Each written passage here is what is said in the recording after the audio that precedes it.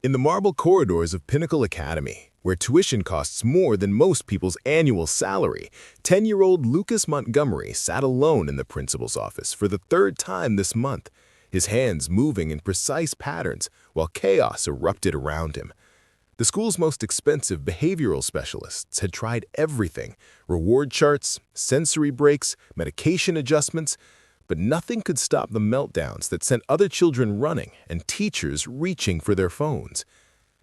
What his billionaire mother, Vivian Montgomery, didn't know as she raced through Manhattan traffic in her Bentley was that across town in a cramped public school classroom, a single father named Agustin Cooper was unlocking the exact same patterns in children everyone else had given up on.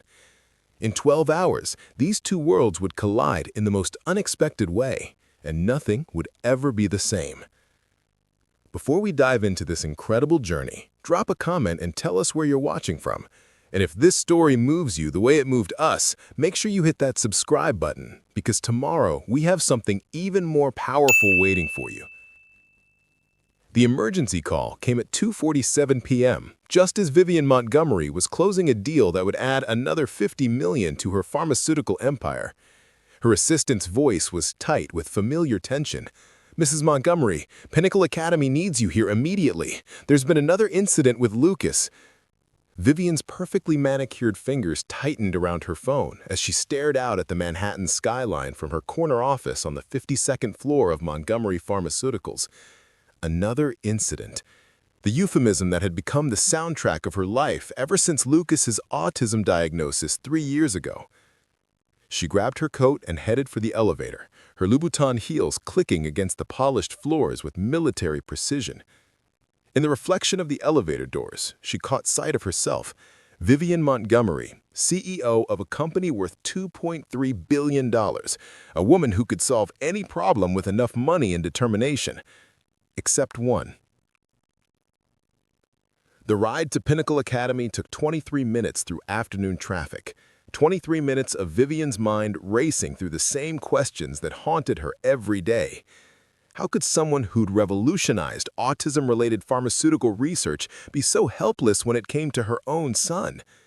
How could all her wealth, all her connections, all her expertise mean nothing when Lucas needed her most? Pinnacle Academy rose from the Upper East Side like a monument to educational privilege. The building itself cost $47 million to construct, with sensory-friendly classrooms, therapeutic gardens, and a staff-to-student ratio that private schools could only dream of. Vivian had personally donated an additional $5 million for their autism support program, ensuring Lucas had access to every possible resource. None of it was working. Dr. Patricia Hendricks, the Academy's director, met Vivian in the tastefully decorated lobby with the expression she'd learned to dread, professional sympathy mixed with barely concealed frustration. "Mrs. Montgomery, thank you for coming so quickly. Lucas is in my office with our behavioral specialist.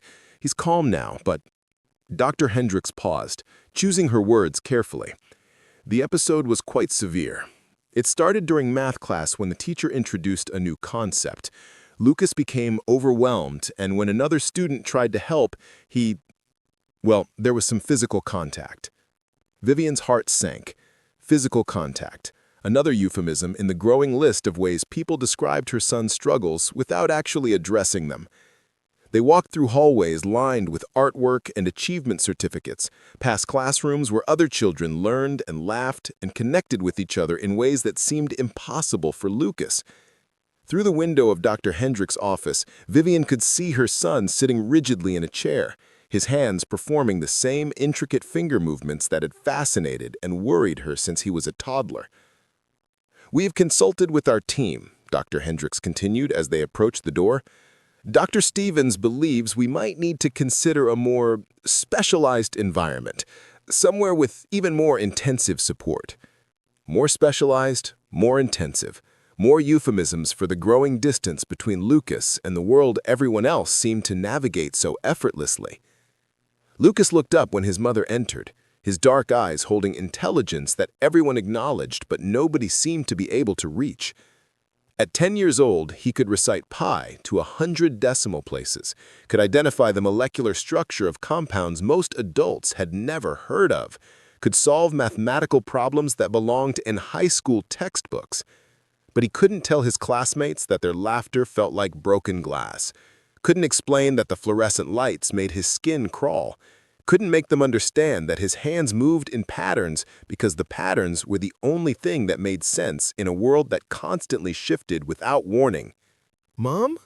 he said quietly, his voice carrying the slight monotone that speech therapists had been trying to modify for years.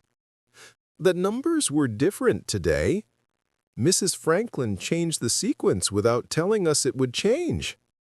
Vivian knelt beside her son's chair, her heart breaking at the perfectly logical explanation for what others had labeled a behavioral problem. In Lucas's world, unexpected changes weren't just inconvenient, they were catastrophic disruptions to the careful order that kept him functioning. "I know, sweetheart," she said softly, remembering the advice of the 17 different specialists they'd consulted. "Change is hard, but sometimes things have to change, and we need to find ways to be okay with that." The words felt hollow even as she spoke them. How many times had she said the same thing? How many times had well-meaning professionals given her the same scripted responses about flexibility and adaptation, as if Lucas's neurological differences were simply a matter of attitude adjustment? Dr. Stevens, the behavioral specialist, entered with a folder thick with notes and assessments. His presence filled the room with the particular brand of clinical detachment that Vivian had learned to recognize, the look of someone who saw problems to be managed rather than children to be understood. "Dr. Stevens, we need to discuss Lucas's placement," he began, settling into his chair with the confidence of someone accustomed to difficult conversations. "Despite our best efforts, the traditional classroom environment continues to present challenges.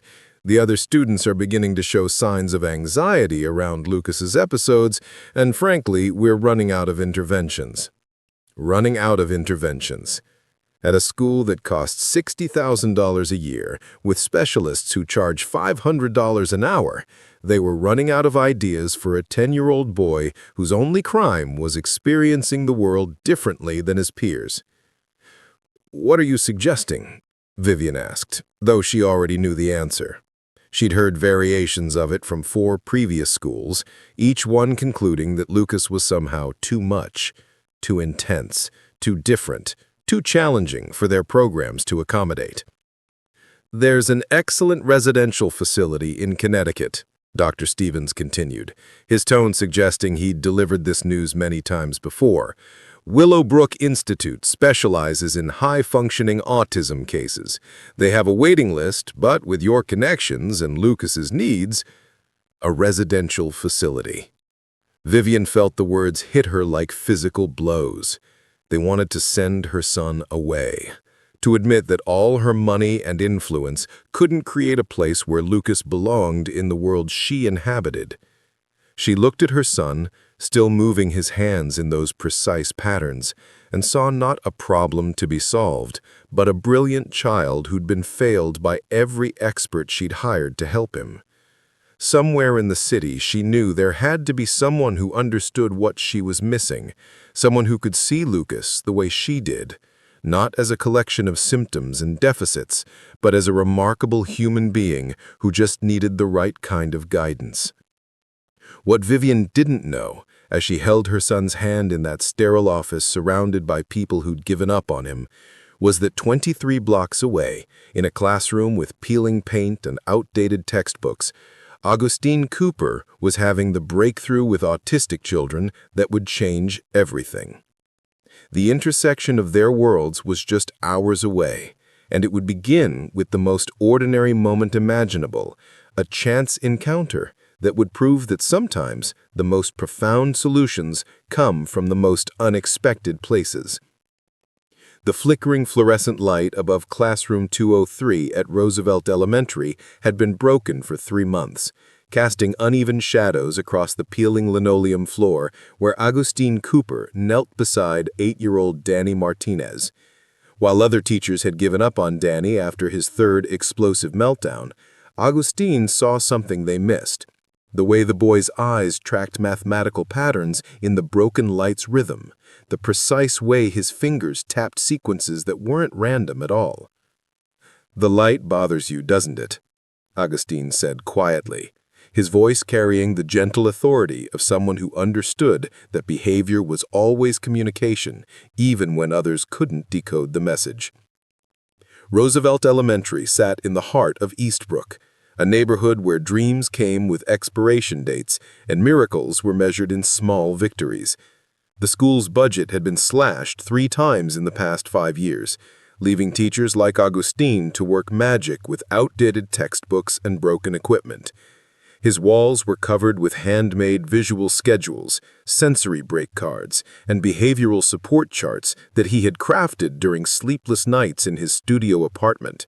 The apartment was 12 blocks away, on the 3rd floor of a building where the elevator worked half the time and the heating system had a personality of its own.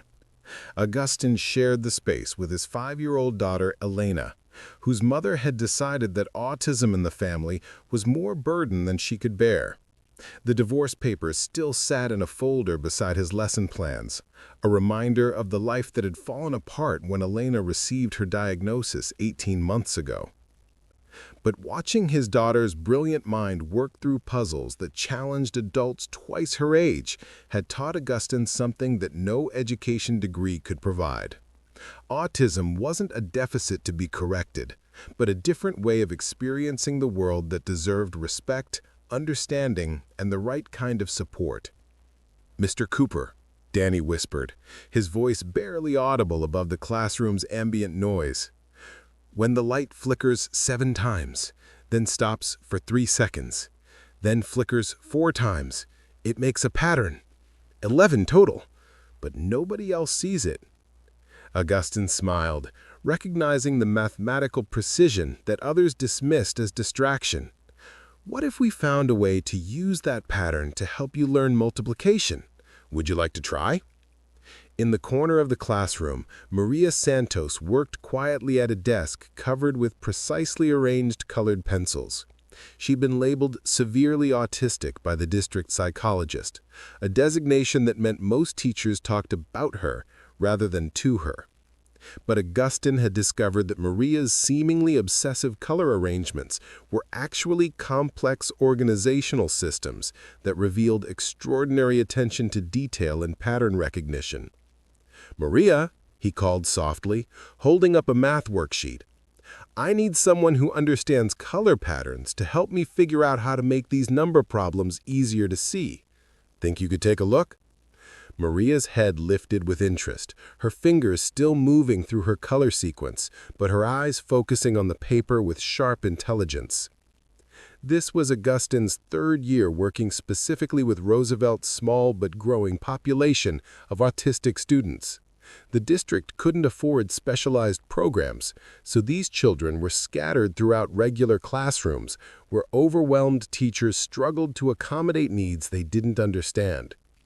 Most of Agustin's colleagues meant well, but they saw only the behaviors, the stimming, the meltdowns, the apparent inattention, without recognizing the brilliant minds processing information in ways that traditional education completely ignored. The breakthrough had come during his 2nd year, when he'd stopped trying to make autistic children fit into neurotypical learning models and started designing education around how their minds actually worked. Instead of forcing eye contact, he created visual communication systems. Instead of demanding stillness, he incorporated movement into lessons. Instead of punishing stimming behaviors, he helped children channel those movements into learning tools. The results had been remarkable, but quiet. Danny's math scores had jumped 2 grade levels in 6 months. Maria had begun communicating through written responses that revealed sophisticated understanding of complex concepts. 3 other autistic students in his classroom were thriving in ways that traditional assessments couldn't measure, but that anyone with eyes could see. Yet Agustin worked in isolation, with no budget for proper materials and no administrative support for methods that didn't align with standardized testing requirements. His success stories were invisible to a system that measured achievement through metrics designed for completely different kinds of minds. The irony wasn't lost on him that across town, children with the same neurological profiles were being labeled as failures despite having access to resources he could only dream of. He'd heard about Pinnacle Academy's autism program, about the millions of dollars spent on interventions that seemed to focus more on making autistic children appear normal than on helping them reach their actual potential. His ex-wife Jennifer had wanted Elena placed in intensive behavioral therapy designed to eliminate her autistic traits. "She needs to learn to be normal," Jennifer had insisted during their last conversation. "You're enabling her by accommodating these behaviors." But Agustin had seen what happened when children spent years learning to mask their natural responses to an overwhelming world. He'd worked with teenagers who could maintain perfect eye contact and sit still in class, but had no sense of their own identity beneath the performance. That wasn't progress, it was erasure. "Mr. Cooper," Danny said, looking up from the multiplication problems he'd been solving using his light pattern system. "I finished all of them, and Maria helped me understand which colors make the numbers easier to remember." Agustin examined Danny's work, noting not just the correct answers, but the sophisticated problem-solving approach that combined visual, kinesthetic, and mathematical processing in ways that traditional teaching methods never attempted. "This is brilliant," he told both children, meaning every word. "You've created a learning system that works for how your minds actually process information." He glanced at the clock, 3:47 p.m.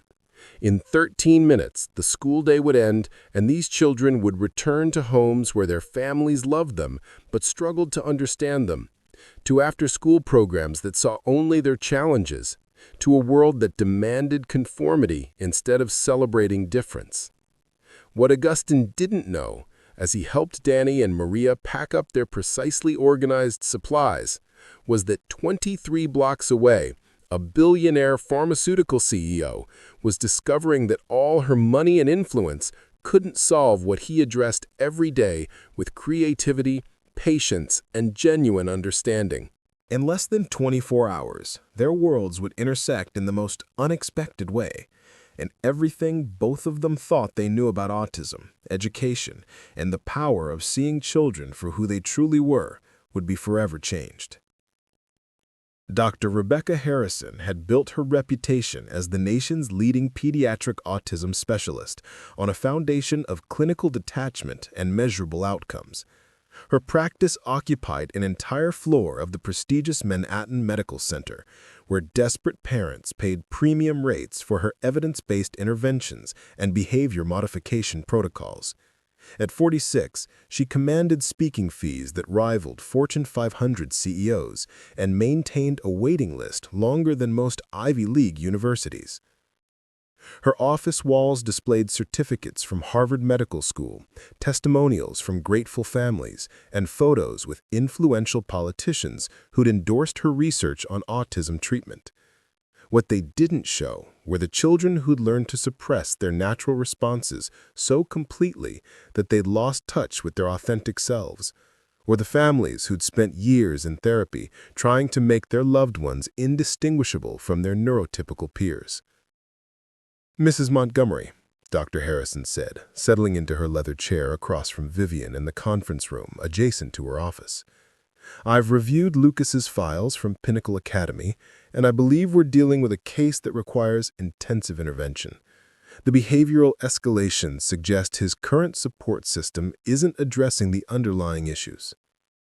Vivian shifted uncomfortably in her seat, still processing the morning's events at Pinnacle Academy. She'd called Dr. Harrison immediately after leaving Pinnacle Academy, desperate for answers from someone's reputation promised solutions where others had failed. "What kind of intervention?"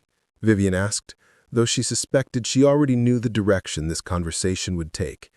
Every specialist seemed to have the same answer: More structure, more behavioral modification, more attempts to reshape Lucas into something more palatable for the world around him. Dr. Harrison opened a thick folder containing research studies, treatment protocols, and success statistics. Applied behavior analysis remains the gold standard for autism intervention. I recommend 40 hours per week of intensive therapy, combined with pharmaceutical support to address the emotional dysregulation we're seeing in his school reports. 40 hours per week? Vivian tried to imagine her 10-year-old son spending every waking moment in therapy designed to eliminate the very traits that made him unique. The irony wasn't lost on her that she'd built a pharmaceutical empire partly on autism-related medications, yet felt increasingly uncomfortable with the idea of medicating her own child into compliance. The goal, Dr. Harrison continued, is to help Lucas develop age-appropriate social skills and reduce the stimming behaviors that mark him as different from his peers. With consistent intervention, many children achieve what we call best outcome, indistinguishable from typical development. Indistinguishable. The word sat heavy in the room, carrying implications that made Vivian's chest tight. When had helping her son become synonymous with erasing everything that made him who he was? Meanwhile, across the city in the Roosevelt Elementary Faculty Lounge, Principal Janet Torres sat across from Agustin during their weekly check-in meeting, her expression mixing admiration with frustration. "Your results with the special needs kids are remarkable," she admitted, scanning the progress reports spread across the scarred table. Danny's math scores, Maria's communication improvements, the behavioral incident reports that have dropped to nearly zero in your classroom. But I'm getting pressure from the district about your methods. Agustin looked up from his coffee, the cheap, instant variety that was all the school budget allowed. What kind of pressure? They want to see more alignment with standardized protocols. The district autism consultant reviewed your classroom last month and noted that you're not following approved behavioral intervention strategies. She specifically mentioned that you allow stimming behaviors instead of redirecting them. The district autism consultant was Dr. Margaret Stevens, a woman who'd never taught in a classroom but possessed multiple degrees in special education theory. Her visits to Roosevelt consisted of observing from doorways and writing reports that invariably recommended more compliance training and behavioral suppression techniques. "Those stimming behaviors aren't problems to solve," Agustin said carefully, knowing this conversation could determine his ability to continue working with autistic students. They're self-regulation strategies. Danny's finger tapping helps him process mathematical concepts. Maria's color organizing gives her a framework for understanding complex information. When I try to stop those behaviors, their learning actually decreases. Principal Torres nodded, but her expression remained troubled. "I understand your perspective, and I've seen the results in your classroom, but the district is threatening to remove our special education funding if we don't demonstrate compliance with evidence-based practices. They want to see data that aligns with approved interventions." The conversation was interrupted by a knock on the lounge door. Elena, Agustin's 5-year-old daughter, stood in the doorway with her backpack carefully positioned and her hands performing the gentle fluttering movements that helped her transition between activities. "Daddy, Mrs. Flores says it's time for home," she announced, her voice carrying the precise articulation that made her sound older than her years. "5 more minutes, sweetheart. Can you wait by my classroom and count the ceiling tiles? Remember how we discovered they make a pattern?" Elena nodded enthusiastically. 12 by 8 with 4 broken ones that break the symmetry. I'll check if any new ones are broken. After she left, Principal Torres turned back to Agustin with renewed urgency. "That's exactly what I mean. Elena is clearly brilliant, but the district consultant would want to see behavior modification to address her stimming and what they'd call obsessive interests. Your teaching philosophy works, but it doesn't fit the approved framework." Across town, in the mahogany-paneled boardroom of Montgomery Pharmaceuticals, Vivian's business partner and oldest friend, Dr. James Whitfield, reviewed the quarterly reports that showed their autism-related medications generating record profits. The new anxiety medication for autism spectrum disorders is exceeding projections, he reported to the assembled executives. We're seeing particularly strong adoption in private schools and affluent districts where parents can afford off-label prescriptions for behavioral management. Vivian only half listened to the presentation, her mind still processing Dr. Harrison's recommendations for Lucas.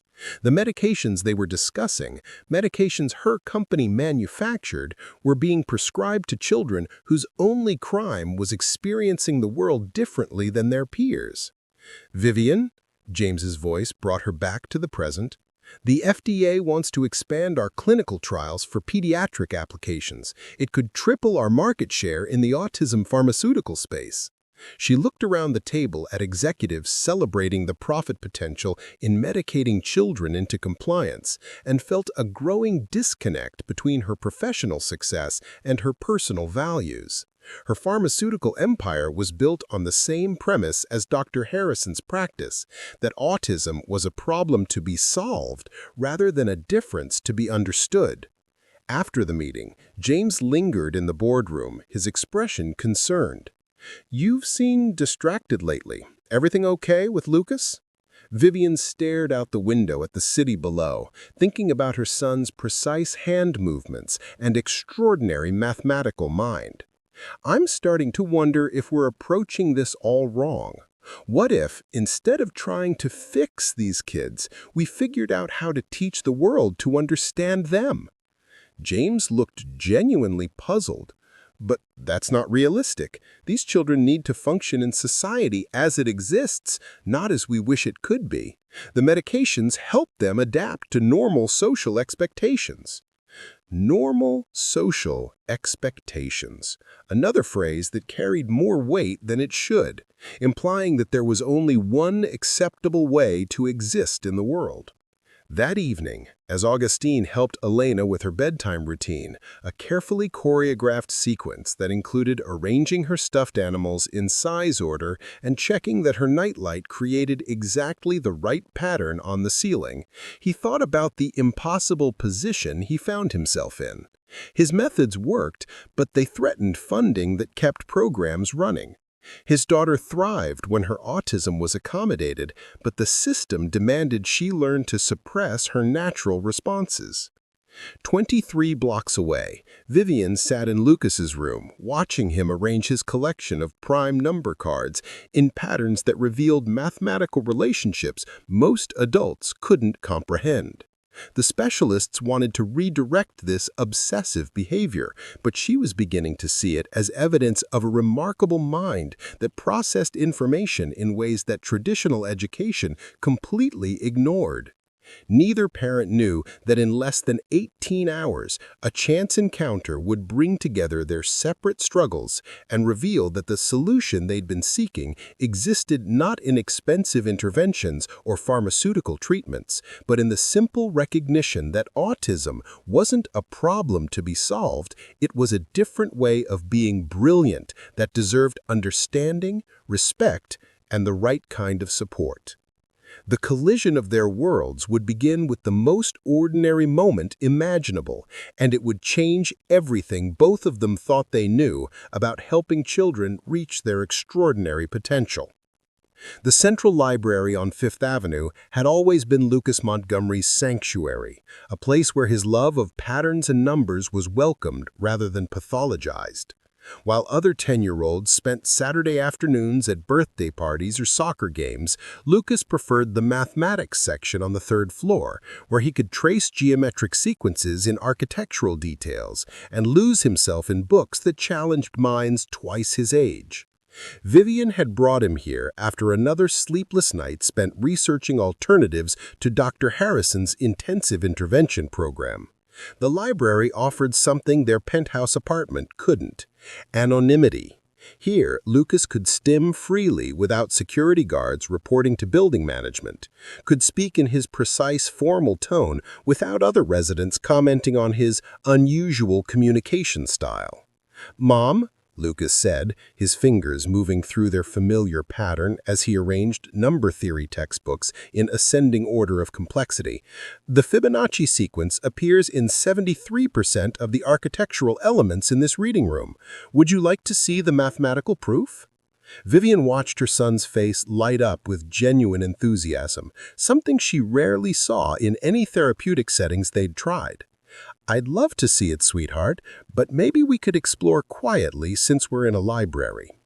Lucas nodded and began his mathematical tour, pointing out spiral staircases that followed the golden ratio, column arrangements that reflected prime number patterns, and ceiling moldings that demonstrated geometric progressions. His explanations were sophisticated and accurate, delivered with the passion of someone who saw beauty in mathematical relationships that others missed entirely. 2 tables away, Elena Cooper sat with her father, carefully organizing a collection of library books by color, size, and subject matter. Saturday library visits had become their special tradition, a time when Elena could pursue her interests without the social pressures of school or the sensory overwhelm of crowded public spaces. Agustin watched his daughter create elaborate classification systems with the same pride that filled Vivian's chest as she listened to Lucas's mathematical observations. At 5 years old, Elena could identify patterns in literature that escaped adult readers, could categorize information in ways that revealed connections between seemingly unrelated topics. "Daddy," Elena whispered, her voice carrying the careful modulation she'd developed for library visits. "The boy at the other table is seeing the same patterns I see. His hands move like mine when I'm thinking about numbers." Agustin looked across the reading room and saw Lucas demonstrating geometric relationships to his mother, his movements precise and purposeful. Even from a distance, he recognized the signs, the intense focus, the slight rocking motion that helped with concentration, and the way the child's hands traced invisible mathematical relationships in the air. Elena had always possessed an unusual ability to recognize kindred spirits, other children whose minds worked in similar patterns to her own. Her autism came with a heightened sensitivity to social dynamics that adults often missed, an intuitive understanding of when someone else was experiencing the world through similar neurological frameworks. "Can I show him my book pattern system?" Elena asked, gathering her carefully arranged collection of mathematical picture books. "I think he might understand why the shapes matter as much as the numbers." Agustin hesitated, knowing that spontaneous social interactions were challenging for Elena, but recognizing her genuine desire to connect with someone who shared her way of seeing patterns. "Let's approach slowly," he suggested. "We can sit at the table next to theirs and see if a natural conversation develops." Meanwhile, Lucas had noticed Elena's organization system with growing fascination. Her arrangement of books revealed mathematical relationships that he'd never considered. Sorting by color created spectrum progressions, organizing by size demonstrated scaling ratios, and grouping by subject showed categorical logic that appealed to his systematic mind. "Mom," he said quietly, "the girl over there has created a 3-dimensional classification matrix with her books. It's more sophisticated than the Dewey Decimal System. I think she understands advanced organizational mathematics." Vivian followed her son's gaze and saw Elena carefully adjusting her book arrangements while her father watched with patient attention. Something about the man's demeanor reminded her of the way she tried to support Lucas's interests, not redirecting or correcting, but allowing space for exploration and discovery. Elena looked up from her books and made brief eye contact with Lucas, a momentary connection that both children recognized as significant. In that instant, they saw past each other's differences to the shared experience of minds that processed information in patterns, sequences, and logical relationships that others often dismissed as obsessions. "Excuse me," Elena said, approaching Lucas's table with her hands clasped behind her back in the formal posture she adopted for important communications. I noticed you understand how architecture makes mathematical sense. Would you like to see how books can make mathematical sense too? Lucas looked to his mother for permission, then nodded eagerly. I would be very interested in your classification system. I've been working on a prime number organizational method for my mathematics books at home, but I haven't solved the three-dimensional arrangement problem. Agustin and Vivian found themselves drawn into conversation as their children immediately began collaborating on an elaborate mathematical project that combined Lucas's architectural observations with Elena's organizational theories. Within minutes, the two young minds were building conceptual bridges that neither had imagined possible. Your daughter has remarkable spatial reasoning abilities, Vivian observed, watching Elena demonstrate how color gradients could represent numerical progressions. Thank you, Agustin replied. Lucas's understanding of geometric relationships is extraordinary. I've never seen a child his age grasp such complex mathematical concepts. The conversation that followed revealed the stark contrasts in their circumstances. Vivian's struggles with expensive specialists who wanted to modify Lucas's interests, Agustin's battles with school administrators who didn't understand Elena's learning style. But both parents shared the same fundamental recognition that their children possessed remarkable abilities that conventional approaches consistently failed to nurture. The specialists keep telling me that Lucas's focus on mathematical patterns is a symptom that needs to be redirected. But seeing him teach another child, seeing how happy he is when someone understands his interests, I'm starting to think they're wrong.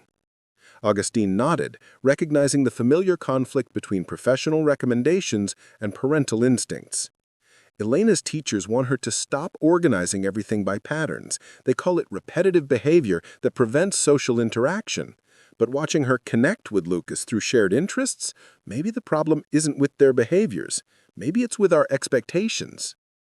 The children, oblivious to their parents' conversation, had begun creating an elaborate mathematical art project using library materials. Elena's color theory combined with Lucas's geometric knowledge to produce visual representations of numerical relationships that were both beautiful and mathematically accurate. Look, Elena told Lucas, arranging colored pencils in spectrum order. If we use color wavelengths to represent different number families, we can show how they relate to each other visually. Lucas's eyes widened with understanding. And if we arrange them in geometric patterns, we can demonstrate how mathematical relationships create aesthetic harmony. This is applied mathematics combined with visual arts theory. Their collaboration revealed something that neither expensive specialists nor well-meaning teachers had recognized. When autistic children found peers who shared their ways of thinking, they didn't need social skills training or behavioral modification. They needed opportunities to connect through their genuine interests and natural abilities. Vivian watched her son explain complex concepts with patience and clarity, skills that therapists had spent years trying to teach him through artificial social scenarios. Agustin observed Elena engaging in spontaneous conversation and collaborative problem-solving, behaviors that school reports consistently claimed she was incapable of demonstrating. "Mr. Vivian began, realizing they hadn't been properly introduced. "Cooper, Agustin Cooper. And you're?" "Vivian Montgomery. I have to ask, what do you do for work? You seem to understand children like ours in ways that most adults don't." Agustin smiled, recognizing the careful way she'd phrased the question. "I'm a teacher at Roosevelt Elementary. I work primarily with autistic students, though not by official designation. What about you?" The irony of their meeting wasn't lost on either parent as they continued talking. A pharmaceutical CEO whose company profited from medicating autistic children, and a public school teacher who helped them thrive without interventions. Their children had found each other through shared interests and natural affinity, creating exactly the kind of meaningful connection that expensive therapeutic programs promised but rarely delivered. As the afternoon progressed, Lucas and Elena developed what could only be described as an instant friendship based on mutual understanding and shared fascination with patterns, numbers, and logical systems. They communicated in the direct and honest way that came naturally to both of them, without the social pretense that often made neurotypical interactions exhausting. When the library announced its closing time, both children looked genuinely disappointed to end their collaboration. "Could we meet again next Saturday?" Elena asked Lucas with characteristic directness. "I have more pattern theories I'd like to test with someone who understands mathematical relationships." "I would enjoy that very much. Perhaps we could work on the three-dimensional classification problem I mentioned earlier." As they gathered their belongings, Vivian and Agustin exchanged contact information, both sensing that this chance encounter had revealed something important about their children's potential that all the specialists and interventions had missed. Sometimes the most profound connections happened naturally, between minds that recognized kinship across differences that others saw as barriers. The ride home in Vivian's Bentley felt different somehow, filled with possibility rather than frustration. Lucas sat in the back seat, his hands moving through their familiar patterns, but his expression carried a contentment she hadn't seen in months. "Mom," as they pulled into the underground garage of their building, "Elena's mind works like mine, but she sees patterns I don't notice. I think we could learn a lot from each other." For the first time since Lucas's diagnosis, Vivian felt hope that didn't depend on changing who he was, but on finding people who could appreciate who he already was. The following Tuesday brought an unexpected phone call that would change everything. Vivian was reviewing pharmaceutical trial data in her office when her assistant buzzed through with an unusual request. "Mrs. Montgomery, there's a teacher from Roosevelt Elementary on line 3. Says he met you at the library and it's about your son's education. Should I schedule a meeting?" Vivian paused, remembering Agustin Cooper's calm presence and the way Elena had connected so naturally with Lucas. "Put him through." "Mrs. Montgomery," Agustin Cooper's voice carried the same gentle authority she'd noticed at the library. "I hope you don't mind me calling directly. Elena hasn't stopped talking about Lucas since Saturday, and I have an unusual proposition that might benefit both our children." "I'm listening," Vivian said, setting aside her reports and giving him her full attention. "Roosevelt Elementary is hosting our annual STEM showcase next Friday evening. It's typically a small affair, science projects, math demonstrations, nothing fancy. But Elena has been working on a presentation about mathematical patterns in nature, and she specifically asked if Lucas could collaborate with her. I know it's unconventional, given that he doesn't attend our school, but..." Vivian felt a flutter of possibility. What exactly would this involve? Elena wants to demonstrate how mathematical sequences appear in natural phenomena, flower petals, shell spirals, tree branching patterns. She's identified examples throughout our school garden and created visual representations that are quite sophisticated for a 5-year-old. But she says Lucas could help her explain the advanced mathematical principles behind the patterns she's observing. The idea was intriguing, but Vivian hesitated. Lucas doesn't do well with new environments or unexpected social situations. His last school presentation ended with him hiding under a table when too many people tried to ask him questions. "I understand completely," Agustin replied. "What if we structured it differently? Instead of a traditional presentation format, we could set up an interactive station where children could explore the mathematical concepts at their own pace. Lucas and Elena could demonstrate for small groups or individuals who showed genuine interest rather than performing for a crowd."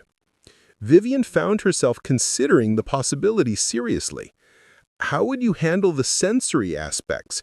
Lucas is very sensitive to lighting changes and unexpected noises. Our showcase is held in the library and 3 adjoining classrooms, all with adjustable lighting and relatively quiet acoustics. We could set up their station in the corner classroom, away from the main traffic flow. Elena always wears her noise-reducing headphones during school events, and Lucas would be welcome to bring any accommodations he needs. The conversation continued for 20 minutes, with Agustin addressing each of Vivian's concerns with practical solutions born from years of experience accommodating autistic children's needs. His suggestions weren't theoretical adaptations from a textbook, but specific modifications that demonstrated deep understanding of how sensory sensitivities actually affected learning and performance. "There's something else," Agustin added near the end of their conversation. "I've been working with my students on presentation techniques that play to their strengths rather than forcing them into neurotypical communication styles. If Lucas is interested, I could share some strategies that might make the experience more comfortable for him." That evening, Vivian approached Lucas with unusual nervousness. She found him in his room, arranging his collection of geometric solids in patterns that seemed to shift and evolve as she watched. "Lucas, I received an interesting invitation today. Elena's father called about a school project they're working on. She'd like you to collaborate with her on a presentation about mathematical patterns in nature." Lucas's hands stilled on his geometric shapes. "A presentation? With other people watching?" "It would be different from your previous school presentations," Vivian explained carefully.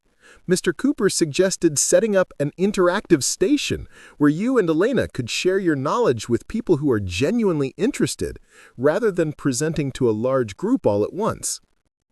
Lucas considered this for several minutes, his fingers tracing the edges of a dodecahedron while he processed the proposition. "Elena understands how my mind works with mathematical concepts. When we collaborated at the library, I didn't feel the usual anxiety about explaining my thinking to someone else." "What concerns you most about the idea?" Vivian asked, sitting on the edge of his bed. "The unpredictability factor," Lucas replied, with characteristic precision. "School events typically involve variables I can't control. Lighting changes, unexpected questions, people touching my materials without understanding their organizational significance." Vivian found herself thinking about Agustin's suggestions and realized how different his approach was from the specialists they'd consulted. Instead of dismissing Lucas's concerns or trying to train him to tolerate discomfort, he'd proposed eliminating the problematic variables entirely. "Mr. Cooper suggested we could visit the school beforehand so you could familiarize yourself with the environment, and you could also help design the setup to ensure your materials are protected and the sensory elements are manageable." Lucas's expression shifted from wariness to cautious interest. "Would Elena and I have full control over our presentation content and delivery method?" "According to Mr. Cooper, yes. He said the goal is to showcase student learning in ways that highlight their individual strengths." The next morning, Vivian found herself driving across town to Roosevelt Elementary, a journey that took her through neighborhoods she rarely visited. The contrast between this part of the city and Lucas's private school environment was stark. Older buildings, fewer resources, children who looked like they carried responsibilities beyond their years. Roosevelt Elementary itself was exactly what she'd expected from Agustin's descriptions, a building that had seen better decades, with signs of budget constraints everywhere, from the patched windows to the makeshift playground equipment. Yet, as she walked through the hallways with Lucas and Elena, she noticed something that Pinnacle Academy lacked: a sense of authentic community and genuine care for individual student needs. Elena greeted Lucas with the formal enthusiasm that both children shared. "I've prepared 17 examples of mathematical sequences in our school garden. Would you like to review my documentation before we begin planning our presentation structure?" Lucas nodded approvingly. "I've brought my portable geometric analysis tools. We should verify the mathematical accuracy of each example before incorporating them into our demonstration." Agustin led them to his classroom, where Elena had created an impressive display of her nature photography combined with mathematical annotations. Lucas examined each image with scientific rigor, occasionally offering suggestions for more precise mathematical descriptions or identifying additional patterns Elena had missed. "Your spiral documentation is excellent," Lucas told Elena, studying her photographs of pine cones and sunflower centers. "But if we add measurements of the angle ratios, we can demonstrate how the golden ratio appears in multiple botanical examples." "I have a measuring system already prepared," Elena replied, producing a collection of rulers, protractors, and string that she'd organized in a precise toolkit. I calculated the optimal measurement points yesterday evening. Vivian watched the children work together with a kind of natural collaboration she'd never seen Lucas experience with other children. They communicated in direct, honest language without the social pretense that often exhausted him in typical peer interactions. When they disagreed about methodology, they discussed their different approaches logically until reaching consensus. Augustine observed from nearby, offering suggestions when asked, but primarily allowing the children to direct their own learning process. This teaching style was unlike anything Vivian had witnessed in Lucas's expensive educational programs. He facilitated rather than controlled, supported rather than corrected, and trusted the children's natural curiosity to guide their exploration. "They're remarkable together," Vivian commented quietly as Lucas and Elena debated the most effective way to demonstrate Fibonacci sequences in flower petals. Autistic children often thrive in collaborative environments where their interests and communication styles are understood and respected. The challenge is creating those environments consistently. As the morning progressed, Vivian found herself asking Agustin about his teaching methods, his philosophy about autism accommodation, and his experience working with children like Lucas and Elena. His responses revealed depth of understanding that came from practical experience rather than theoretical training. Most educational approaches for autistic children focus on deficit remediation, he explained while the children worked on their mathematical calculations. But I've found that building on their natural strengths and interests produces much better outcomes. Lucas's mathematical abilities and Elena's pattern recognition skills aren't symptoms to be managed. They're gifts to be cultivated. The conversation was interrupted by Elena's excited announcement. We've identified 23 distinct mathematical patterns in the school garden, with documentation sufficient for a comprehensive presentation on mathematical principles in natural phenomena. Lucas nodded with satisfaction. Our collaboration has produced results that neither of us could have achieved independently. Elena's observational skills complement my analytical abilities perfectly. By the end of the morning, the children had developed a presentation plan that showcased both their individual strengths and their collaborative abilities. More importantly, Lucas seemed genuinely excited about sharing their discoveries with others, an enthusiasm that Vivian had rarely seen him express about social interactions. "Mr. Cooper," Lucas said as they prepared to leave, "your classroom environment accommodates neurodivergent learning styles more effectively than any educational setting I've previously experienced. Have you considered developing these methods for broader implementation?" Augustine smiled at Lucas's formal speaking style, recognizing the genuine compliment behind the technical language. "I've thought about it, but institutional change moves slowly. Right now, I focus on helping the students I can reach directly." During the drive home, Lucas was unusually talkative, analyzing their morning's work and expressing anticipation for their upcoming presentation. "Elena's mind processes visual spatial relationships in ways that enhance my mathematical analysis," he told his mother. "I think we could develop additional collaborative projects that combine our different cognitive strengths." For the first time in months, Vivian felt genuine optimism about Lucas's educational future. She'd witnessed him engage naturally and successfully with another child, collaborate on complex projects, and express enthusiasm for sharing his knowledge with others. None of this required behavioral modification or pharmaceutical intervention. It simply required an environment that understood and accommodated how his mind actually worked.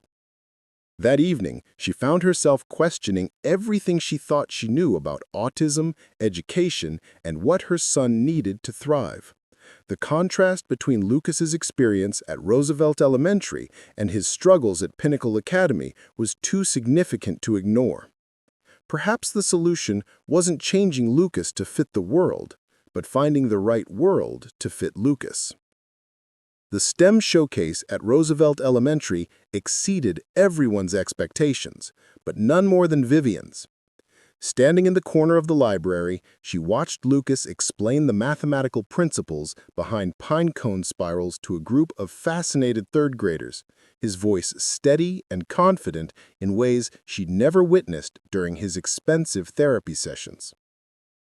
The Fibonacci sequence appears in nature because it represents the most efficient packing solution, Lucas told his young audience, using Elena's carefully organized visual aids to demonstrate each concept. Elena discovered that sunflower seed arrangements follow this pattern because it maximizes the number of seeds that can fit in the available space. Elena stood beside him, her noise-reducing headphones around her neck like a comfortable accessory rather than a medical necessity. We've counted 1,597 seeds in the large sunflower and 987 in the medium one, she added with characteristic precision. Those are both Fibonacci numbers, which proves Lucas's efficiency theory. The children listening asked questions with genuine curiosity rather than the polite disinterest Lucas usually encountered. When 7-year-old Marcus raised his hand and asked why nature would care about mathematical efficiency, Lucas's face lit up with enthusiasm. That's an excellent question. Elena and I hypothesize that mathematical patterns in nature represent optimal solutions developed through evolutionary processes. The plants that arranged their seeds most efficiently were more successful at reproduction, so mathematical optimization became encoded in their genetic structure. Vivian felt tears pricking her eyes as she watched her son not just tolerate social interaction, but genuinely enjoy sharing his knowledge with peers who appreciated his insights. No amount of social skills training had achieved what this natural academic collaboration had produced. Dr. Rebecca Harrison, who had arrived uninvited after hearing about Lucas's unusual school visit, stood nearby with an expression of professional skepticism. "Vivian," she murmured quietly, "this is exactly the kind of special interest fixation we discussed addressing through behavioral intervention. Lucas is hyper-focusing on mathematical concepts instead of developing age-appropriate social connections." Vivian turned to study Dr. Harrison's face, recognizing the clinical detachment that had once seemed reassuring, but now felt oddly disconnected from reality. "He's teaching other children complex mathematical concepts they're genuinely excited to learn. How is that not social connection?" "These aren't typical peer interactions. He's performing a scripted presentation rather than engaging in spontaneous social exchange. The goal should be helping him participate in normal childhood activities, playground games, birthday parties, unstructured social time." As if summoned by their conversation, Elena approached their corner of the room with a shy smile and formal posture. "Mrs. Montgomery," she said carefully, "Lucas told me about the difficulties he experiences in traditional social environments. I wanted to share something that might be helpful." She pulled a small notebook from her backpack, pages filled with precise handwriting and detailed diagrams. "I've been documenting successful social interaction strategies for autistic children. Lucas and I have very different communication styles, but we've discovered methods for collaboration that work for both of us." Dr. Harrison examined the notebook with the expression of someone reviewing amateur research. "Elena, this is very creative, but social skills development requires professional guidance. Children can't simply create their own interaction protocols." Elena's response was delivered with the matter-of-fact tone that Vivian was learning to appreciate. "Respectfully, Dr. Harrison, Lucas and I have achieved more successful peer collaboration in 2 weeks than either of us experienced through years of professional social skills training. Our methods may be unconventional, but our results are measurable and sustainable." The exchange was interrupted by Augustine's approach, carrying a folder thick with documentation. Mrs. Montgomery, I wanted to share Elena and Lucas's collaborative assessment results before you left this evening. He opened the folder to reveal detailed observations, photographs of their work process, and academic performance metrics that told a story of remarkable progress. In 2 weeks of collaboration, both children have demonstrated advances in mathematical reasoning, scientific methodology, presentation skills, and peer communication that exceed typical semester-long improvements.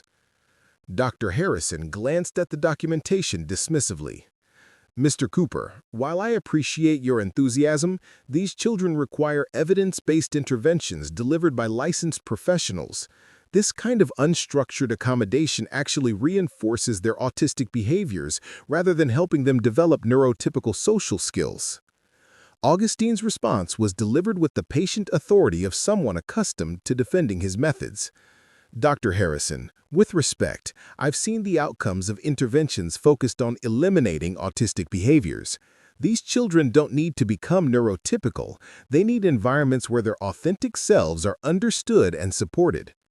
The philosophical divide in the conversation was becoming clear to Vivian, representing 2 fundamentally different approaches to autism. Dr. Harrison's method focused on training autistic children to mimic neurotypical behaviors, while Augustine's approach celebrated neurodivergent strengths and created environments where those strengths could flourish. Lucas, Vivian called to her son, who was now explaining geometric sequences to Elena's classmates with enthusiasm she'd never seen him display in traditional social settings. Could you join us for a moment? Lucas approached their group with Elena beside him, both children carrying themselves with the confidence of successful collaborators. How would you compare your experience here tonight with your previous presentation experiences? Vivian asked carefully. Lucas considered the question with his characteristic thoroughness. Previous presentations felt like performance evaluations where I was expected to demonstrate social behaviors that felt artificial and exhausting. Tonight felt like knowledge sharing with people who were genuinely interested in learning mathematical concepts. But don't you think it's important to develop skills for typical social situations? Dr. Harrison asked with the tone of someone leading a child toward the correct answer. I think it's important to develop authentic relationships based on mutual interests and respect, Lucas replied with surprising directness. Elena and I communicate effectively because we understand each other's thinking patterns. Forcing me to pretend I process social information like neurotypical children creates anxiety without improving actual communication. Dr. Harrison turned to Vivian with concern. This is exactly what I mean about reinforcing rigid thinking patterns. Lucas needs to learn flexibility in social situations, not find ways to avoid adapting to social norms. Elena stepped forward with her notebook still in hand. Dr. Harrison, may I respectfully disagree with your assessment?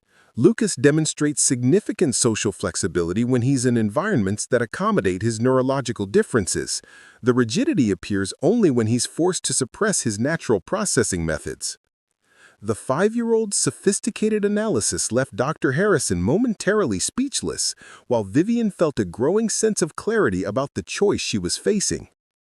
That evening, back in their penthouse apartment, Vivian sat with Lucas in his room while he organized the materials from their Roosevelt Elementary visit. His hands moved through their familiar patterns, but his expression carried a contentment she'd rarely seen him display in traditional social settings. "Mom," he said, without looking up from his sorting process, "I've been thinking about Dr. Harrison's suggestions regarding behavioral modification therapy. I don't think those interventions address the actual challenges I experience in social environments." "What do you think the actual challenges are?" Vivian asked, genuinely curious about her son's self-assessment. "Most social environments are designed for neurotypical sensory processing and communication styles. When I try to function in those environments without accommodations, I experience overwhelming sensory input and exhausting social demands. The solution isn't teaching me to tolerate overwhelm, it's creating environments where my mind can function optimally." Lucas's analysis was more insightful than anything she'd heard from the expensive specialists they'd consulted. His understanding of his own needs was sophisticated and accurate, yet every professional had dismissed his self-advocacy as resistance to treatment. "Elena's father understands these principles. His classroom accommodates different neurological profiles instead of forcing conformity to a single processing style. That's why Elena and I can collaborate successfully in his environment. The next morning brought a call from Pinnacle Academy requesting a meeting about Lucas's extended absence and the need to develop a re-entry plan that would address his regression into special interest behaviors. The irony wasn't lost on Vivian that the school considered Lucas's newfound confidence and successful peer collaboration to be backward progress. She scheduled the meeting but found herself drafting questions that reflected her changing perspective. Instead of asking how to help Lucas adapt to Pinnacle's environment, she wanted to know why their environment couldn't adapt to support his learning style. Meanwhile, across town, Agustin was having his own challenging conversation with Principal Torres about Elena and Lucas's collaboration. "The district is asking questions about your methods," Principal Torres explained during their Tuesday morning meeting. "Specifically, they want to know why you're involving a child from outside our school system in educational programming. Elena and Lucas are collaborating on advanced mathematical research that benefits both their learning," Agustin replied carefully. "Their partnership demonstrates what's possible when autistic children find peers who understand their thinking patterns. I understand your intentions, but the district consultant is concerned about liability issues and the precedent this sets. They're also questioning whether accommodating autistic behaviors actually serves these children's long-term interests." The familiar pressure was building again. Institutional demands for conformity disguised as concern for student welfare. But this time, Agustin had documentation of remarkable success that was difficult to dismiss. "Principal Torres, Elena's academic performance has improved dramatically since beginning this collaboration. Her confidence, communication skills, and mathematical reasoning have all shown measurable advancement. How does that not serve her long-term interests?" The question hung in the air between them, representing the fundamental conflict between institutional policies and individual student needs. In less than a week, that conflict would explode into a crisis that would test everyone's commitment to authenticity over conformity. But for now, two families were discovering what was possible when autism was viewed as a different way of being brilliant rather than a problem to be solved. The momentum was building towards something transformative, even as the forces of conventional thinking prepared to push back. The crisis began with a phone call to the New York State Department of Education. Dr. Margaret Stevens, the district's autism consultant, had filed a formal complaint alleging that Roosevelt Elementary was implementing unproven educational interventions with vulnerable special needs students and allowing inappropriate contact between district children and unvetted individuals from outside the school system. The complaint painted Agustin's collaboration with Lucas and Elena in the most damaging possible terms, describing their mathematical research as obsessive behavior reinforcement and their presentation success as enabling social avoidance through hyperfocus. The language was carefully chosen to trigger institutional liability concerns while obscuring the actual educational outcomes both children had achieved.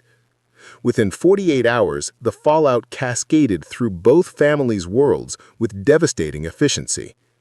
Agustin arrived at Roosevelt Elementary Monday morning to find Principal Torres waiting in the parking lot with an expression that immediately put him on guard. "The district office called an emergency meeting for this afternoon. Dr. Stevens has raised serious concerns about your teaching methods and Elena's participation in unauthorized programs. They're suspending your autism classroom privileges pending a full investigation." The words hit Agustin like physical blows. Suspending my what? Elena isn't in an unauthorized program.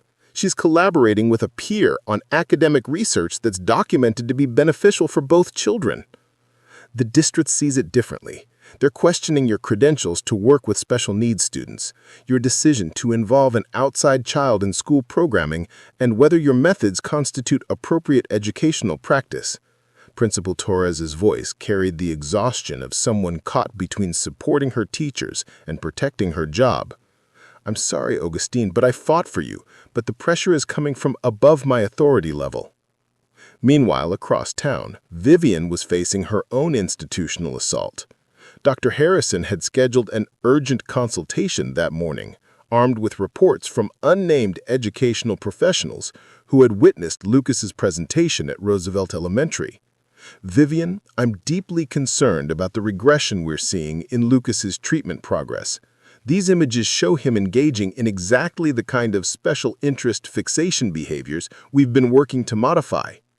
Vivian studied the photos, Lucas explaining mathematical concepts with enthusiasm, Elena listening with engaged attention, both children surrounded by curious younger students. These pictures show my son successfully teaching other children and enjoying peer interaction. How is that regression? Because he's avoiding the difficult work of developing neurotypical social skills by retreating into areas where his autism provides artificial advantages, Dr. Harrison replied with clinical authority. This kind of accommodation actually prevents the neuroplasticity development that would allow him to function in mainstream social environments. The conversation was interrupted by Dr. Harrison's assistant announcing an unexpected visitor. Dr. James Whitfield, Vivian's business partner, entered the office with the purposeful stride of someone on a mission. Vivian, we need to discuss the situation with Lucas immediately. The board has serious concerns about recent developments. What does Lucas have to do with Montgomery Pharmaceuticals? Everything. When the CEO's son becomes a case study for rejecting evidence-based autism interventions, James replied bluntly. Our pharmaceutical division depends on maintaining credibility with the medical community. Having our own CEO publicly questioning ABA therapy while her company profits from autism-related medications creates an impossible conflict of interest. The room fell silent as the implications became clear. Vivian's growing support for accommodation-based approaches to autism didn't just challenge Dr. Harrison's treatment philosophy. It threatened the pharmaceutical empire she'd built on medications designed to manage autistic behaviors. James, you're suggesting I should medicate my son to maintain corporate credibility? I'm suggesting that personal family decisions can't undermine our professional obligations to shareholders and the medical community we serve, he replied, with the cold efficiency that made him effective in boardrooms but devastating in personal relationships. The board is prepared to address this conflict through whatever means necessary. Dr. Harrison leaned forward with renewed authority. Vivian, this collaboration with the Roosevelt teacher has clearly created confusion about Lucas's treatment needs. I recommend immediate intervention to prevent further regression. Increased ABA therapy hours, pharmaceutical support for behavioral regulation, and complete discontinuation of the mathematical fixation activities that are reinforcing his autistic behaviors. The pressure was coordinated and overwhelming, designed to isolate Vivian from the support system she'd begun building and force her back into conventional treatment approaches that hadn't worked for Lucas but supported the professional and financial interests of everyone around her. That afternoon, Agustin sat in the Roosevelt Elementary conference room facing a panel of district administrators who seemed determined to find fault with every aspect of his teaching methods. Mr. Cooper, Dr. Stevens began, consulting a thick folder of documentation. Our investigation reveals serious concerns about your classroom management, your credentials for working with autistic students, and your decision to involve unauthorized individuals in district programming. Elena's collaboration with Lucas is educationally beneficial and fully documented, Agustin replied carefully. Both children have shown remarkable academic and social progress through their partnership. Progress, according to whose assessment? Dr. Stevens countered. You lack specialized training in autism intervention, and yet you've implemented unproven methods that contradict established evidence-based practices. This represents potential liability for the district and possible harm to vulnerable students. The accusations continued for over an hour, questioning his qualifications, his judgment, his commitment to student welfare. Every success he documented was reframed as evidence of his failure to follow proper protocols. Elena's academic advancement was dismissed as temporary hyperfocus that would ultimately harm her long-term development. Furthermore, Dr. Stevens concluded, The district has received reports that you've been undermining established special education services by encouraging parents to reject proven interventions in favor of your unorthodox accommodation approaches. The meeting ended with Augustin's temporary removal from autism-related programming pending a full investigation. He was reassigned to general education classes where his methods would be less scrutinized, but where children like Elena would lose access to the understanding and support that had helped them thrive. That evening, both families faced the crushing weight of institutional pressure designed to force conformity to approaches that hadn't worked for their children, but served the interests of the professionals and systems that surrounded them. Vivian sat in her penthouse apartment, staring at Lucas's latest mathematical journals while replaying the day's confrontations. The choice being presented was stark: return to expensive interventions that focused on eliminating Lucas's autistic traits, or risk her pharmaceutical empire and face social ostracism from the medical community she'd spent decades building relationships with. 23 blocks away, Agustin explained to Elena why she wouldn't be returning to his classroom the next day. "The district thinks my teaching methods aren't appropriate for children with autism," he told his daughter, watching her hands move through their familiar patterns as she processed this incomprehensible information. "But your methods help me learn better than any other teaching I've experienced, and Lucas and I achieved significant academic advancement through our collaboration. Why would the district prevent educational approaches that produce successful outcomes?" The question hung in the air between them, highlighting the fundamental disconnect between what worked for autistic children and what institutions were willing to support. The next morning brought news that the pressure campaign was escalating beyond anything either family had anticipated.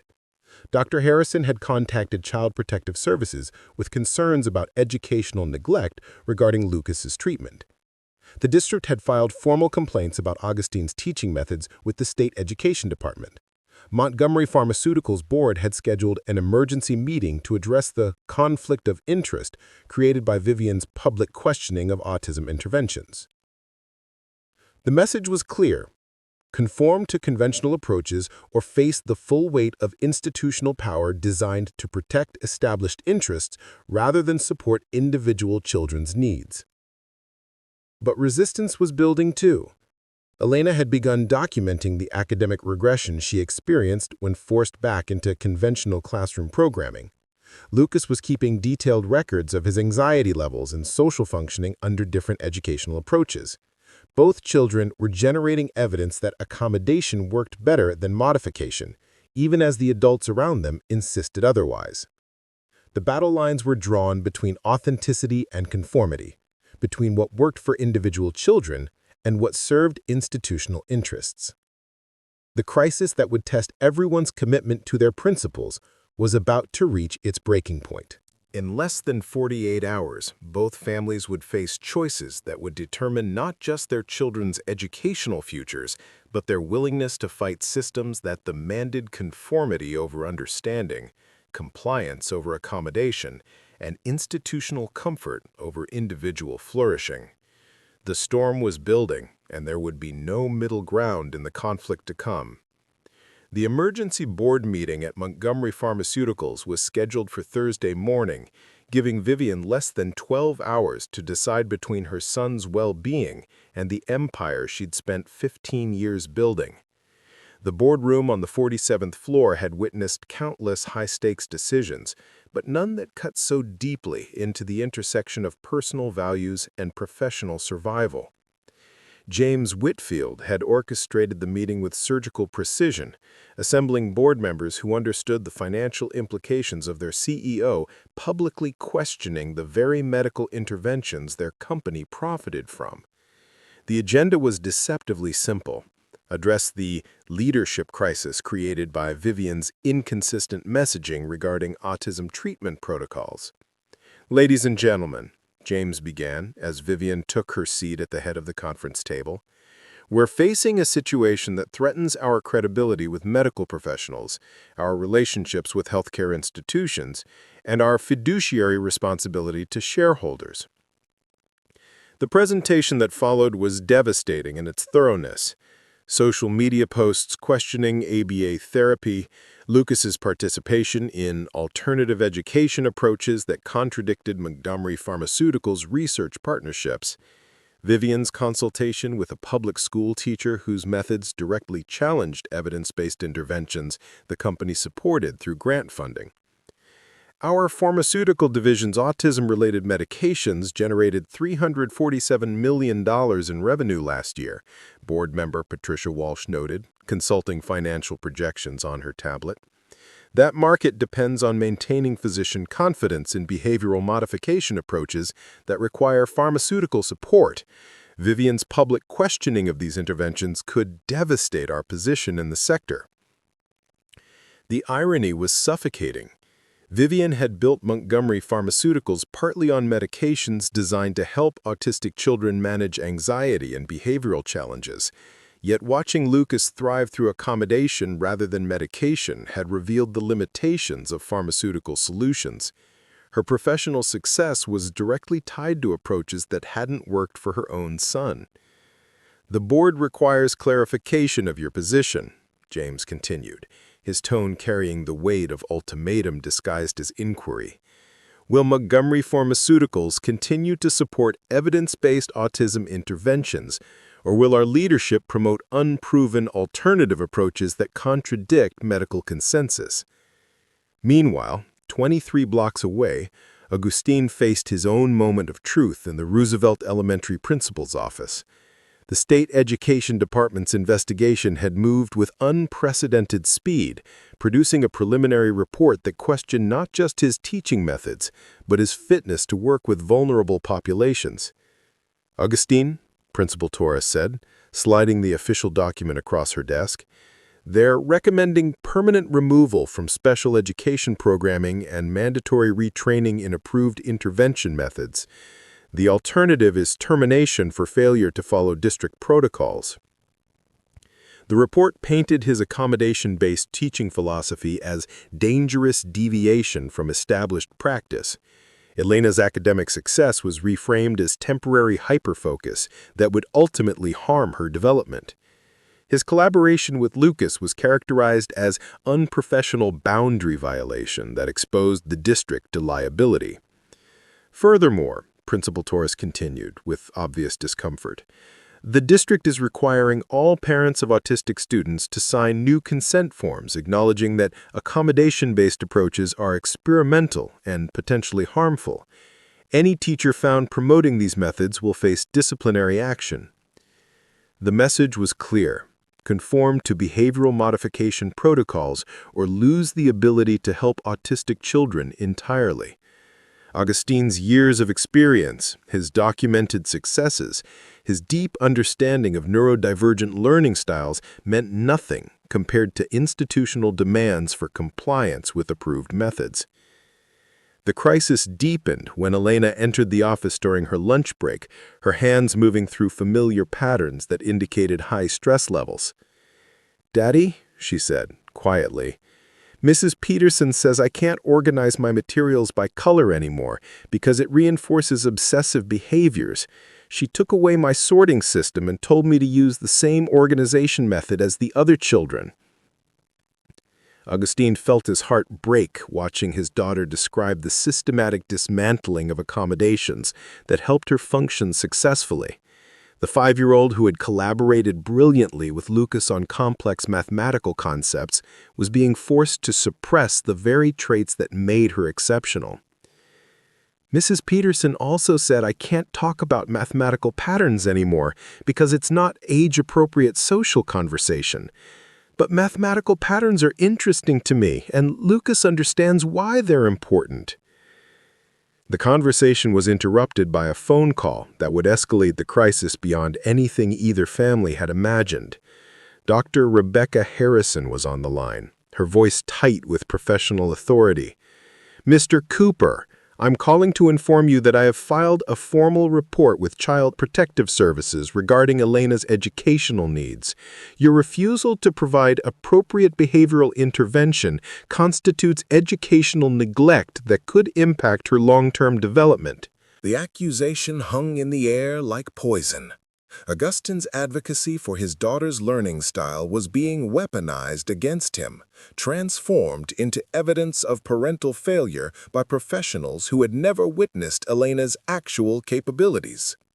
Dr. Harrison, Elena is thriving academically and socially when her autism is accommodated rather than suppressed. How does supporting her success constitute neglect? Because you're enabling behaviors that will prevent her from developing neurotypical social skills essential for adult independence, Dr. Harrison replied with clinical certainty. The scientific consensus supports intensive behavioral intervention, not accommodation of autistic traits. Back in the Montgomery Pharmaceuticals boardroom, Vivian faced the moment that would define not just her career, but her integrity as a mother. The board had presented their ultimatum with corporate efficiency: publicly endorse conventional autism interventions or resign her position as CEO.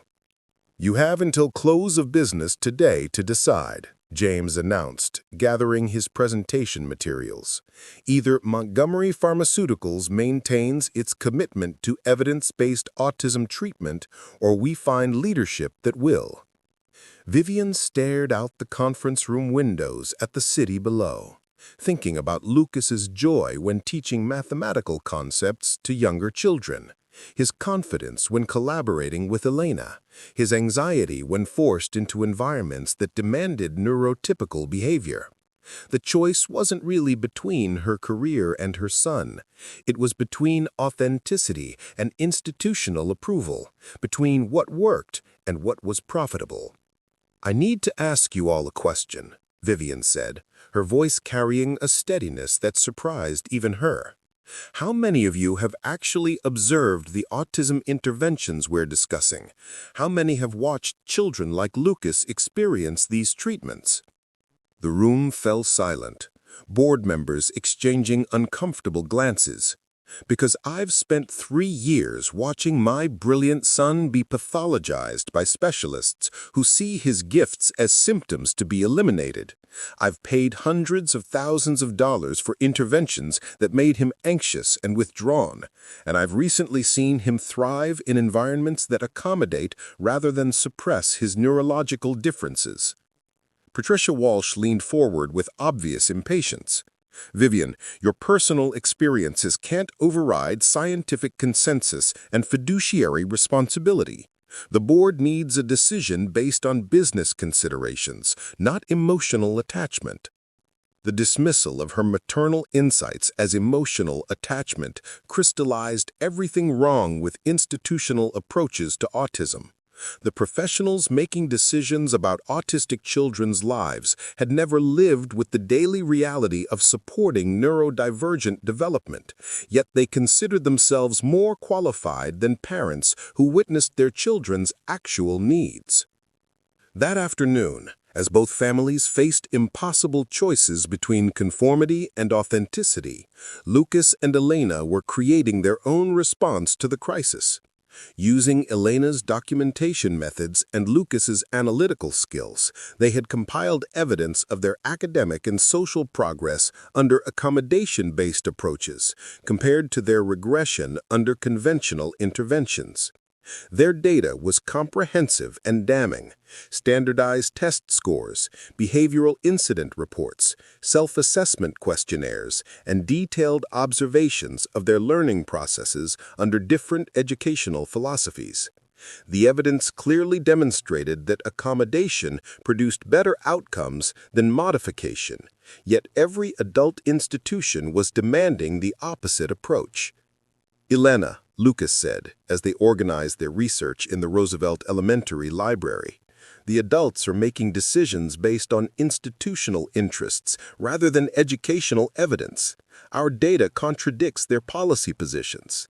"That's because they're not actually interested in helping autistic children succeed," Elena replied, with the devastating clarity that often came from neurodivergent perspectives. "They're interested in making autistic children appear normal to make neurotypical adults comfortable." As evening approached, both families stood at crossroads that would determine their futures. Vivian faced the loss of her pharmaceutical empire if she chose accommodation over medication. Agustin confronted the end of his teaching career if he refused to implement behavioral modification protocols. Both parents watched their children's progress being systematically dismantled by institutions that claimed to serve their best interests. The moment of truth was arriving, and there would be no compromise positions available.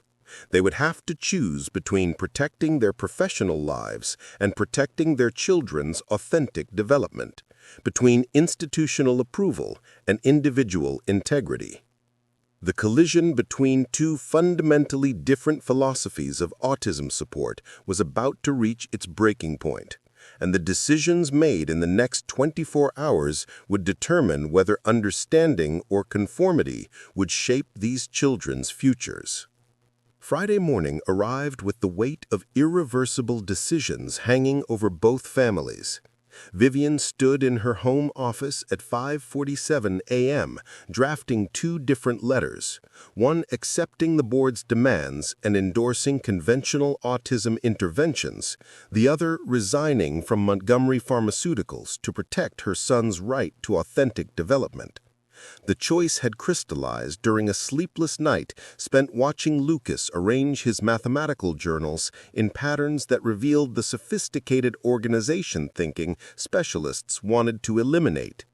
His son's mind was extraordinary, not defective, and she could no longer participate in systems that pathologized neurodivergent brilliance. At 6:15 a.m., she called James Whitefield with her decision. I'm resigning as CEO of Montgomery Pharmaceuticals, effective immediately. I'm also divesting my pharmaceutical holdings and establishing a foundation focused on neurodivergent education research. James Whitefield replied with the tightness of unbelief in his voice. Vivian, you're making a catastrophic mistake based on emotional decision-making. You're destroying everything we've built because you can't accept professional guidance about your son's condition. I'm choosing my son's well-being over profit margins, and Lucas doesn't have a condition. He has a different neurological profile that deserves accommodation, not medication into compliance. The conversation that followed was brutal, with James alternating between appeals to their friendship and threats about financial consequences. But Vivian's resolve only strengthened as she thought about Elena and Lucas's collaborative research, their genuine enthusiasm for learning, and their documented success when supported rather than suppressed. Across town, Agustin was making his own defining choice. He arrived at Roosevelt Elementary with a letter addressed to the district administration, formally refusing to implement behavioral modification protocols that contradicted his professional experience and ethical convictions. Principal Torres read his letter with expressions of admiration and concern. Agustin, you realize this means termination. The district won't allow teachers to refuse compliance with special education protocols. I understand the consequences, Agustin replied, watching Elena work at her desk with materials she'd organized according to her own systematic preferences. But I can't implement interventions that harm the children I'm supposed to help. Elena thrives when her autism is accommodated. Forcing her to suppress her natural learning style constitutes educational malpractice. The morning brought an unexpected development that would change everything. Lucas and Elena, working independently, had each contacted local media outlets with their comprehensive research documentation.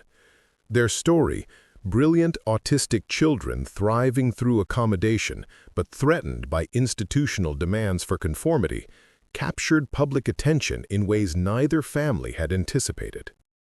Channel 7 education reporter Sarah Kim arrived at Roosevelt Elementary at 10:30 a.m., having reviewed the children's detailed evidence comparing their progress under different educational approaches. Her interviews with Lucas and Elena revealed articulate young advocates who understood their own needs better than the professionals making decisions about their lives. The adults keep saying we need to learn neurotypical social skills, Lucas explained to the camera with his characteristic precision. But Elena and I communicate effectively using our natural interaction styles. Why should we pretend to be something we're not when our authentic collaboration produces superior results? Elena added her own perspective with devastating clarity. The behavioral modification programs make us practice being fake, but authentic communication and accommodation help us learn better and feel happier. The data proves accommodation works, but the adults ignore evidence that contradicts their policies. The news segment aired that evening, generating immediate public response. Parents of autistic children shared their own stories of failed interventions and successful accommodations. Educators contacted the station with examples of neurodivergent students thriving when taught according to their learning styles rather than forced into neurotypical frameworks. More importantly, the segment caught the attention of Dr. Rachel Steinberg, director of the Progressive Education Institute at Columbia University. Dr. Steinberg had been researching neurodivergent learning approaches for over a decade, documenting the limitations of behavioral modification and the benefits of strength-based education. Saturday morning brought a phone call that would reshape both families' futures. "Mrs. Montgomery, this is Dr. Steinberg from Columbia University. I saw the news segment about Lucas and Elena's research. I'd like to discuss establishing a pilot program that could formalize the educational approaches they're advocating." The conversation that followed revealed possibilities neither family had imagined. Dr. Steinberg's research supported everything Agustin had observed and implemented, that autistic children learned best when their neurological differences were accommodated rather than suppressed, when their special interests were incorporated into education rather than eliminated, when they found peers who shared their ways of thinking. Your son and Mr. Cooper's daughter have articulated educational principles that align perfectly with our research findings. We're seeking to establish a demonstration school that would serve as a model for neurodivergent education. Would you be interested in collaborative development?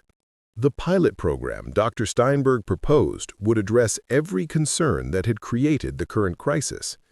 Agustin would serve as educational director, bringing his classroom experience to university-level research. Lucas and Elena would be founding students in a program designed around their learning styles, rather than forcing them to adapt to conventional frameworks. Other families struggling with similar challenges would have access to evidence-based approaches that actually worked for neurodivergent children. Monday morning brought the formal launch of what would become the Montgomery Cooper Institute for Neurodivergent Education. Vivian's foundation provided funding. Dr. Steinberg's university offered research credentials and academic legitimacy, and Agustin's practical experience ensured the program would serve real children's needs rather than theoretical constructs. The response from conventional institutions was swift and predictable. Dr. Harrison published articles questioning the dangerous trend toward autism accommodation. The district administration issued statements about maintaining commitment to evidence-based interventions. Montgomery Pharmaceuticals' new leadership distanced themselves from their former CEO's radical departure from medical consensus. But the families affected by neurodivergent education challenges responded differently. Within weeks, the Institute's waiting list included hundreds of children whose parents had watched them struggle in conventional programs designed for neurotypical learning styles. Teachers contacted the program seeking training in accommodation-based methods. Researchers requested collaboration on studies comparing educational outcomes under different philosophical approaches. Lucas and Elena became the program's first graduates, demonstrating what was possible when brilliant minds were supported rather than suppressed. Their mathematical research expanded into published papers that contributed to academic understanding of pattern recognition and analytical thinking. Their social collaboration provided a model for neurodivergent peer relationships that didn't require masking or behavioral modification. Dr. Harrison's predictions of educational catastrophe proved unfounded. Both children developed strong friendships with neurotypical and neurodivergent peers who appreciated their authentic personalities. Their academic achievements exceeded traditional metrics, while their emotional well-being remained stable and positive. The institutional backlash gradually gave way to grudging recognition as the institute's success became undeniable. Students showed consistent improvement in academic performance, social confidence, and mental health outcomes when educated according to their neurological profiles rather than forced into conformity with neurotypical expectations. The most significant discovery, Dr. Steinberg noted in her first annual report, was that accommodation doesn't create dependency, it creates competence. When children's neurological differences are supported rather than suppressed, they develop skills for navigating the world authentically rather than exhaustingly. By winter, the Institute had expanded to serve 200 students across elementary through high school levels. Augustin's classroom methods had been formalized into teachable curricula that other educators could implement. Vivian's foundation funded similar programs in 6 other cities, creating a network of schools where neurodivergent children could thrive without sacrificing their authentic selves. The transformation extended beyond education into broader social understanding. Lucas and Elena's story inspired legislative discussions about educational rights for neurodivergent students. Their research contributed to academic literature that challenged assumptions about autism treatment and accommodation. Their example demonstrated that neurodivergent children didn't need to be fixed. They needed to be understood, supported, and allowed to contribute their unique perspectives to a world that benefited from cognitive diversity. The choice both families had made, authenticity over institutional approval, understanding over conformity, had created ripple effects that extended far beyond their individual circumstances. Sometimes standing up for what's right, even when it costs everything you've built, opens possibilities that transforming compromises never could. 5 years later, Lucas Montgomery Cooper stood at the podium of the International Conference on Neurodivergent Education, his presentation slides reflecting research that had begun in a library collaboration between 2 children who simply wanted to understand mathematical patterns in nature. At 15, he served as the youngest keynote speaker in the conference's history, but his age wasn't what made his presence remarkable. It was his role as living proof that accommodation produced better outcomes than modification. When my mother and Elena's father chose to support our authentic development rather than force us into neurotypical frameworks, they didn't just change our individual lives. They demonstrated that neurodivergent children don't need to be fixed. We need to be understood, supported, and allowed to contribute our unique perspectives to society. The auditorium was filled with families whose children now attended Montgomery Cooper Institutes in 14 cities across 3 countries. The educational philosophy that had begun with 2 desperate parents and their exceptional children had evolved into a movement that challenged fundamental assumptions about autism, learning differences, and human potential. Elena, now 12, and serving as the Institute's Student Advisory Council president, had just finished presenting her longitudinal study comparing academic and emotional outcomes between accommodation-based and modification-focused educational approaches. Her research, conducted with the methodical precision that had always characterized her thinking, provided compelling evidence that neurodivergent children achieved better results when their differences were celebrated rather than suppressed. Our data demonstrates that accommodation doesn't create dependency, it creates competence. Students educated through strength-based approaches show superior academic performance, higher social confidence, and better mental health outcomes compared to peers in traditional behavioral modification programs. In the audience, Vivian and Agustin watched their children present research that would influence education policy for decades to come. The path from that Saturday afternoon in the library to this international recognition had been neither straight nor simple, but it had proven that sometimes the most profound changes begin with the courage to reject conventional wisdom in favor of what actually works. The Montgomery Foundation, now managed by Vivian with support from a team of neurodivergent adults who had graduated from early institute programs, had funded comprehensive research comparing educational outcomes across different philosophical approaches to autism support. The results consistently favored accommodation over modification, strength building over deficit remediation, and authentic development over forced conformity. What we've learned, Vivian reflected during her own presentation to conference attendees, is that the problem was never with our children's neurological differences. The problem was with systems that demanded conformity rather than celebrating diversity. When we changed our approach from fixing children to supporting them, everything improved. The Institute's success had attracted attention from major universities, leading to the establishment of graduate programs in neurodivergent education that train teachers in accommodation-based methods. Agustin, now holding a doctorate in educational innovation from Columbia University, directed these programs while continuing to work directly with students who reminded him daily why he'd chosen principles over professional security. His doctoral dissertation, Beyond Compliance, Educational Approaches that Honor Neurological Diversity, had become required reading in special education programs worldwide. The research documented how conventional behavioral modification often created anxiety, depression, and identity confusion in autistic children, while accommodation-based approaches fostered confidence, competence, and authentic self-expression.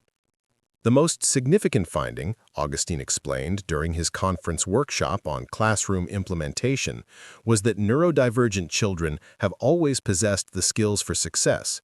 They just needed educators who understood how to create environments where those skills could flourish.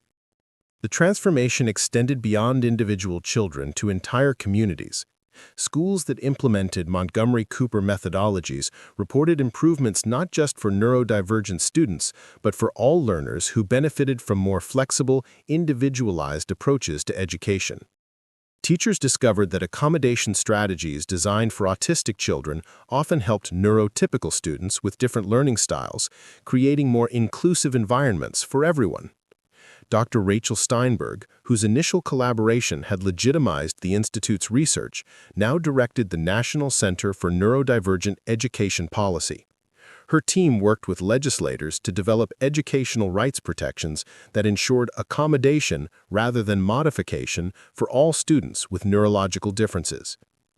Lucas and Elena's story demonstrates something crucial about human potential, Dr. Steinberg noted during her conference keynote.